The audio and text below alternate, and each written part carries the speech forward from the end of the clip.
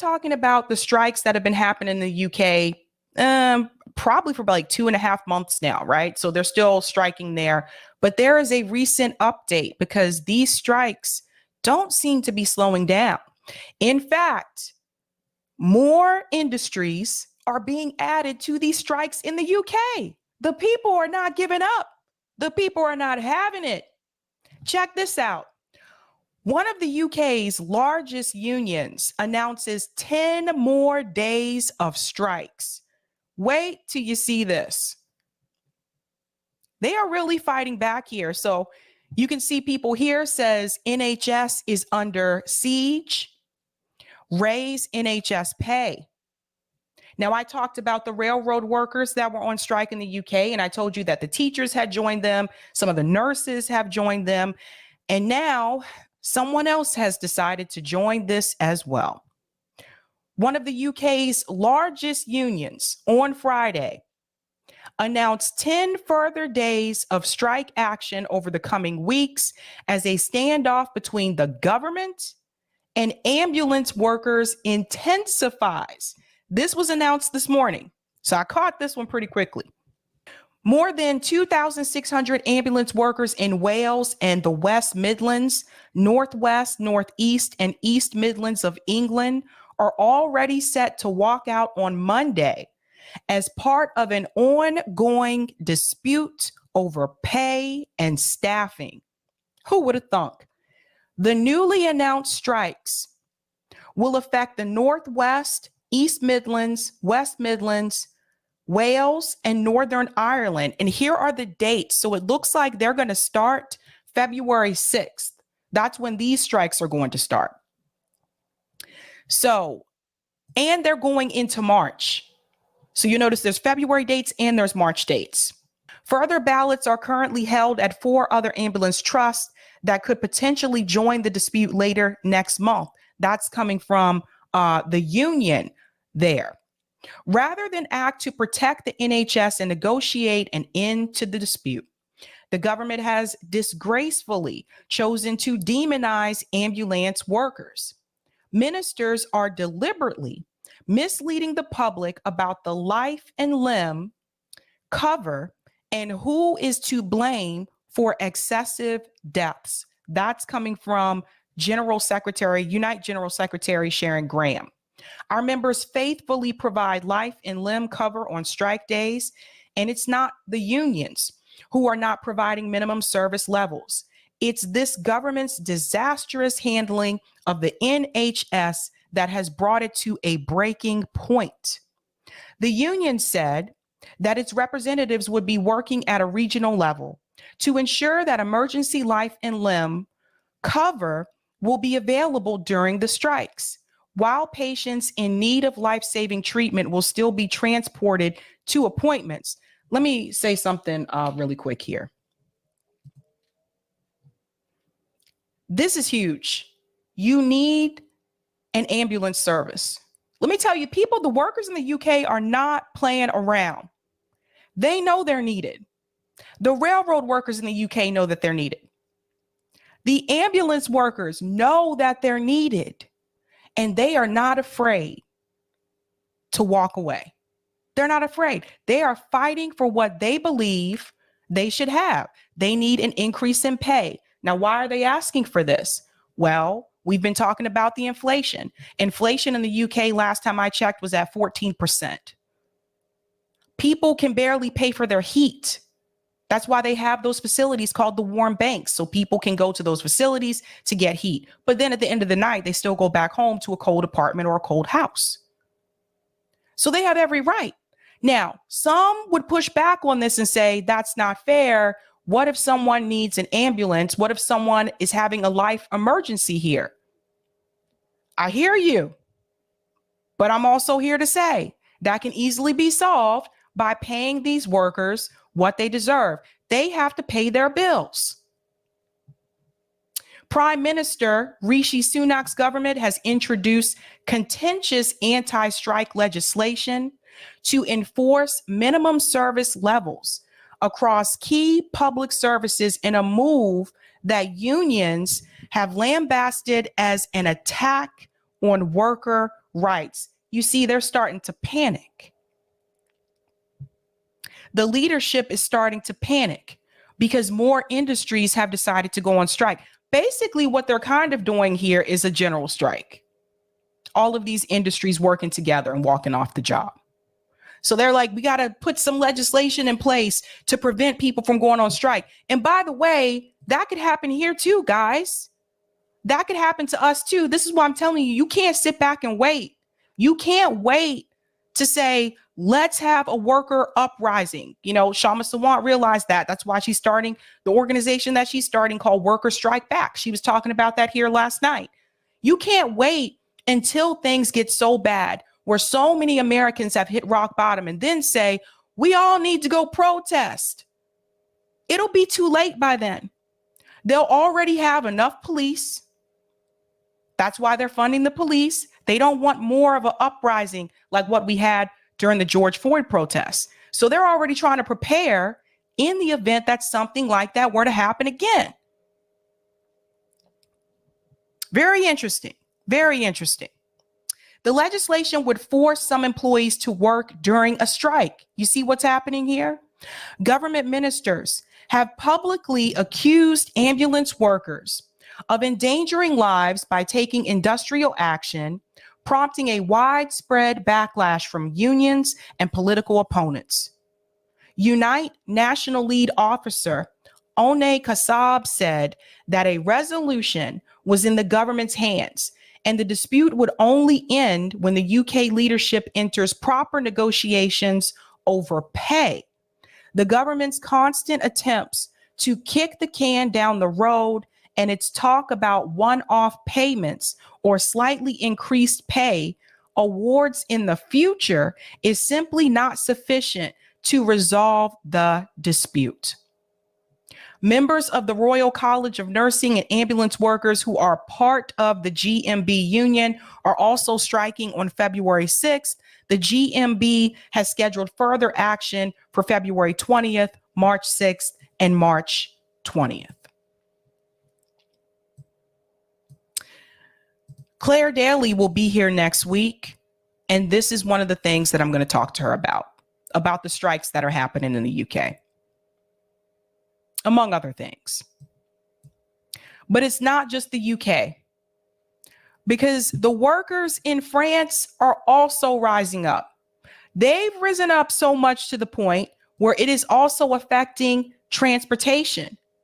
Why are people protesting in France in masses? And I'm going to show you what the numbers look like here in a second.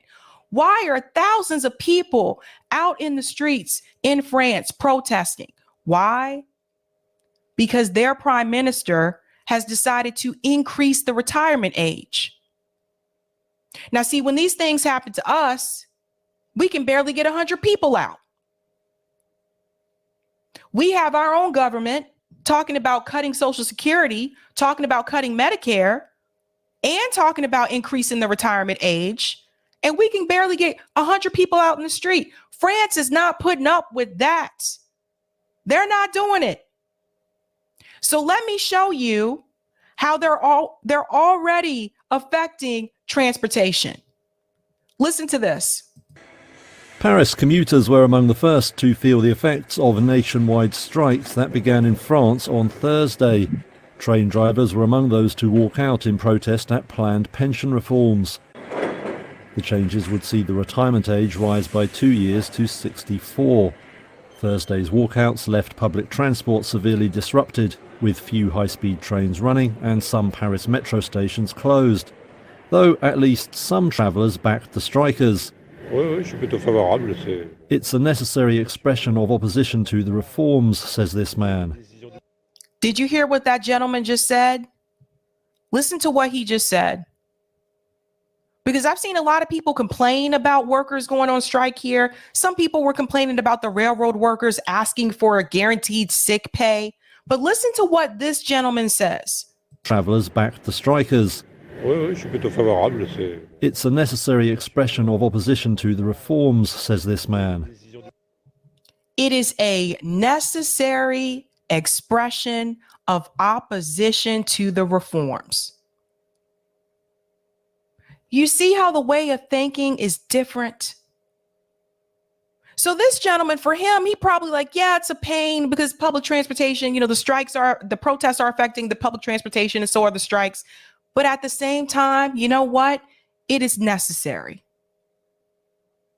Meanwhile, when we've had these protests in the United States, especially during the George Floyd protests, there were people complaining on social media saying things like, I couldn't get to Starbucks to get my latte in time because protesters were blocking the entrance. Americans. I was late for work because protesters were protesting about George Floyd. I'm pissed. Americans. It took me an extra 30 minutes to get home because there were protesters walking across the freeway in California. Americans. You don't hear them say it is a necessary expression to the opposition. Americans here will complain that they can't get their latte because of protests and strikes happening, instead of focusing on why are the people protesting and why are they on strike in the first place. First world problems. Let's go on. Strikes and protests extended across the country. Some 7 out of 10 primary school teachers are expected to walk out. Power firm EDF said electricity output was down by around 12%. Primary school teachers are expected to walk out. I'm not sure why the commentator doesn't have more, zest in his voice. He sounds like he's about to fall asleep, but the primary school teachers are about to walk out. They're already talking about that. Shipments were blocked at some oil refineries, and about 20% of flights were cancelled at Paris's number 2 airport, Orly. They had shipments that were blocked, and they had 20% of flights canceled at Paris number 2 airport. This is really how you disrupt the system. And this is why I continue to say that nothing is really going to change until you cut off the transportation. You cut off the ports, you cut off the railroads, you cut off the truckers in Canada. They had the right idea. Now, you may not agree with the issue that they were protesting over, that they were striking over, but they had the right idea, was to just shut down the transportation. Let's go on. It all raises the pressure on the government of President Emmanuel Macron. Ministers say the reforms are necessary and fair and will allow the pension system to break even. Unions say there are other ways to raise the needed money, such as taxes on the super rich. Did you hear that part? Other ways to raise the money, taxes on the super rich. Does that sound familiar? Now the strikes will test which side of the argument has public support. Okay. Now, that's a little bit there of what's happening in France, but that's not all of it. There's more. There's a lot going on here because France and the UK right now, those are the countries that are having the most strikes in Europe. We're going to talk a little bit about that in this article, and then I want to show you a clip of how they could be possibly working together. Industrial action in France and the UK, which countries have the most strikes in Europe? Major strikes are taking place in France and the UK. France has a very high level of working days lost due to these strikes, but this figure has declined remarkably in recent decades. Like I said, the people are out by the thousands. A nationwide strike is taking place in France on Thursday in response to plans by President Emmanuel Macron's government to reform the pension system and raise the retirement age. See, our government, when they take things from us, we don't respond this way. That's why they keep taking from us. Strikes may continue beyond January 19th, as France's largest trade union has described Thursday as only a starting point. Strikes have been happening in the UK too. Nurses went on strike in England December 2022 for the first time in over 106 years. Rail workers have been on strike in recent weeks, and teachers and healthcare workers are planning to strike in February. This shuts down. Look at what you have here. You have the railroad workers, you have transportation, you have the teachers, education, and you have the healthcare workers. So you have healthcare. How many more industries do you need? These are three major industries to put a halt to the system. Let's go on. Strikes are a significant part of the culture of working life in Europe. A significant part of the culture. So these strikes that we've had in the US during the pandemic, this is nothing to them. That's nothing to them. It's a part of their culture. Here it's frowned upon. People in several EU member states, including Spain and Germany, went on strike recently, primarily asking for better pay and working conditions. But which countries have the most strikes in Europe? Is industrial action more common in some countries than others? How has the number of working days lost to strikes changed over the last decades? And there's one more piece I wanted to mention here. Okay, there's that video. Let me read this part and I'll show that video clip. According to a data set prepared by the European Trade Union Institute, the countries going on strike the most have seen slight changes in ranking over the last 20 years.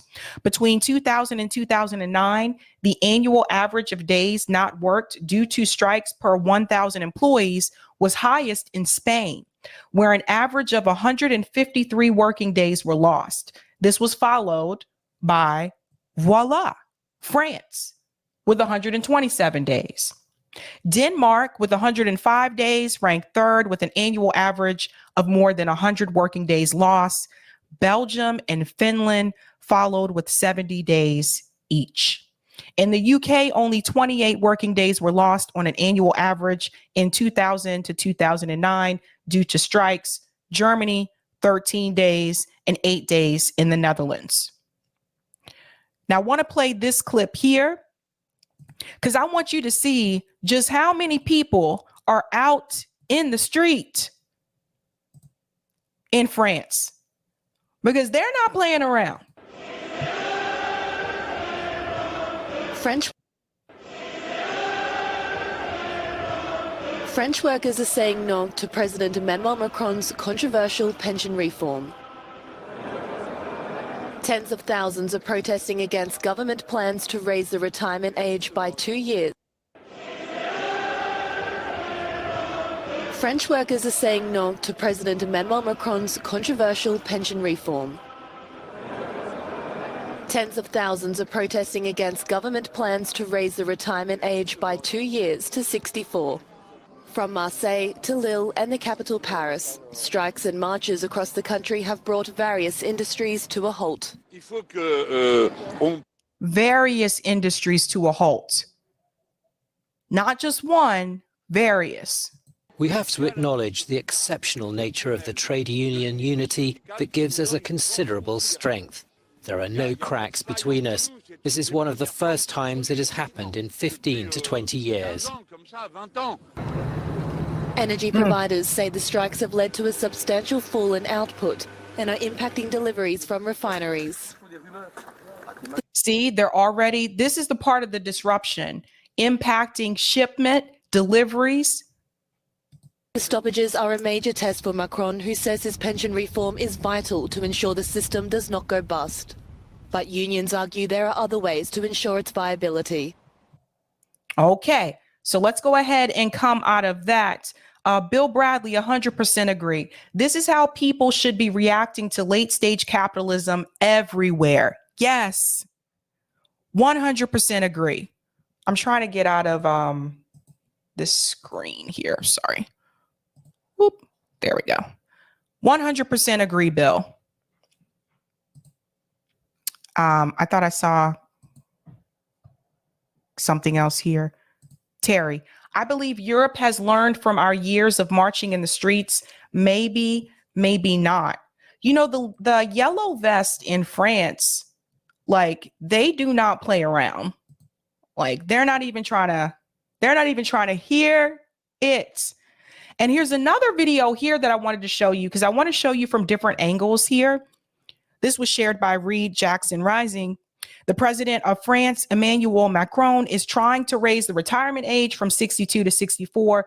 So the 8 biggest unions across the country called a massive wave of strikes and protested today with over 200 actions in the country. So you see how the unions, how they worked together? They said, let's all come together. Let me make this silent because this has music. Let's all come together. Look at this, guys. Look at all these people. Look at the sea of people. That's what you need.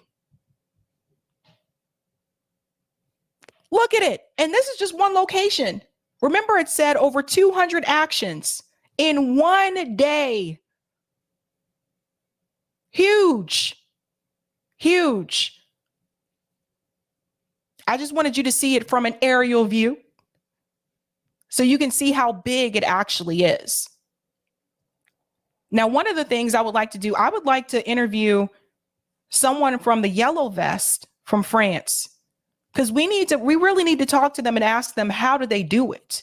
How did they get that many people out in the streets with such a short? Let me ask you guys this question, especially if you're watching and you live abroad. How do they get that many people out in the streets with such a short notice? How do they do it? I don't know. I really don't know. That's why I'm asking, because it's really hard for us to get that done here, even with using social media. That's what I'd like to know. Uh-oh, the volume came back on. Sorry. There we go. Isn't this beautiful? Blue Moon said, holy. I know, it's a lot of freaking people.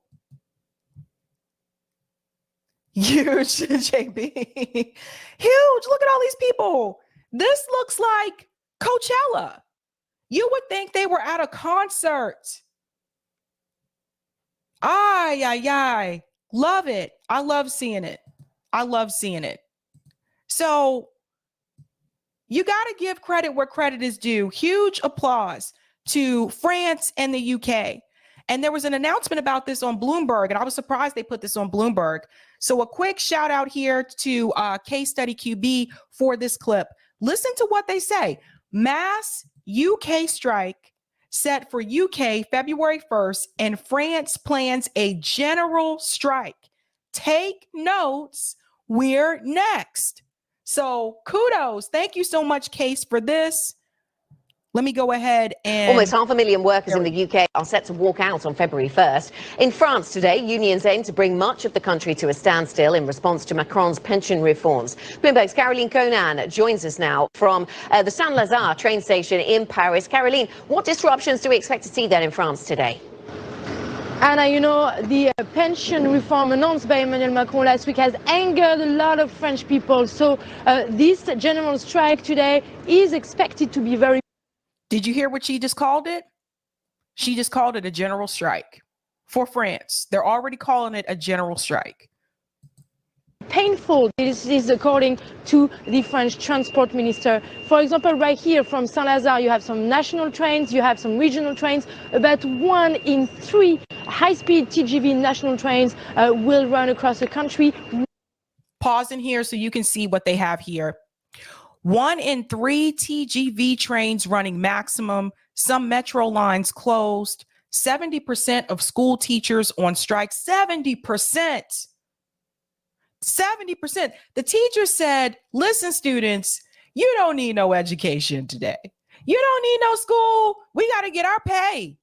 20% of flights canceled at Orly and oil refineries on a 24-hour strike. See, when they shut things down, they make sure they shut things down across industries. 1 in 10 regional trains. So you can imagine how difficult today this is going to be for a lot of the French. And for those who have children, even a more challenging day, because 70% of the primary school teachers are on strike today. We will also expect some disruptions in oil refineries. You've seen some French people queuing again at the petrol stations because they were worried that they would run out of fuel over the next few days. And finally, there will be some disruptions in terms of electricity production with some reduced capacity expected to be equivalent to about twice the consumption of Paris, the capital. Okay, so it sounds pretty chaotic, Caroline. What does this mean for President Macron? Will he back down? It will depend on how many people actually descend on the streets and protest. There's going to be protests and marches across the country today. I will go at the protest in Paris this afternoon. Unions expect to gather at least 1 million people in the streets. But of course, did you hear what she just said? Let's hear it again. Let's hear it again. I want you to hear the number. How many people they expect to gather in the streets? I will go at the protest in Paris this afternoon. Unions expect to gather at least 1 million people in the streets. But 1 million people in the streets. The unions expected to gather 1 million people in the streets. Do you hear this, guys? 1 million people? Million. And that's all the unions working together, coming together. Whoo, man. Of course, even if 2/3 of the French people are opposed to this pension reform and to raising the retirement age from 62 today to 64, that doesn't mean that everyone will go down and descend on the streets. So we'll have to see if it's more than 1 million, it's a victory for the unions. If it's less, it could be a victory for the government and President Macron. Take notes, guys. Let's take notes from France and the UK. Really want to talk to the yellow vest peeps. Really do. I'm going to go to some of the comments here in the chat. Joe says solidarity with the yellow vest movement of France and Extinction Rebellion out of England. That's right. JB says not paying them enough is a danger to society. Bill says, indeed, Sabby, you have to shut down the supply chain. That's right. Johanna, Sabby, the drivers all have to have yellow vests in their cars. And with the strong strike culture, the two combined and quickly spread. JB says, funny how the running joke in the US is that the French don't have enough guts to do anything. We see that was the lie. What is it in the words of Maury Povich? And the lie detector test determined that was a lie. I'll take the comment on Rockfin, Eric.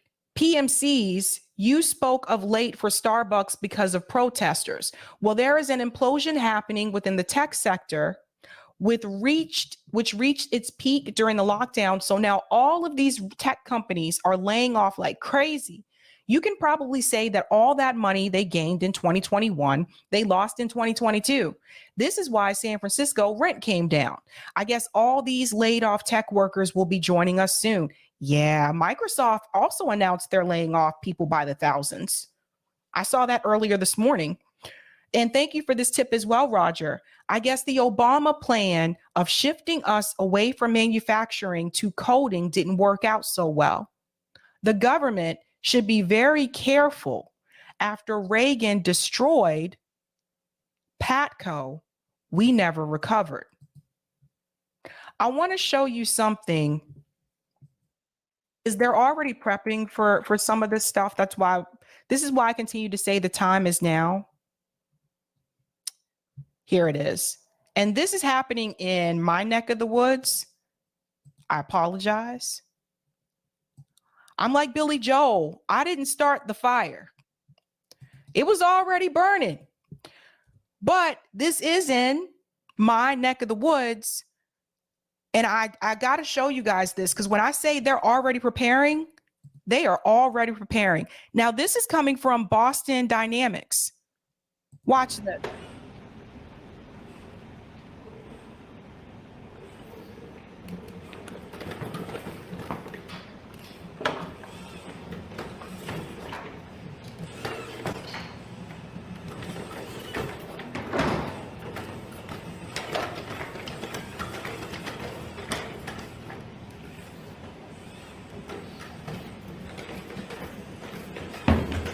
Look at this, guys. Already prepping.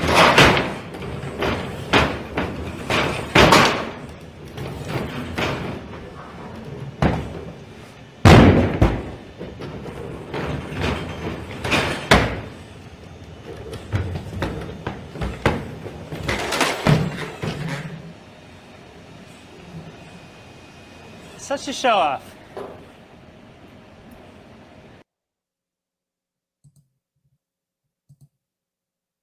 There goes someone's job.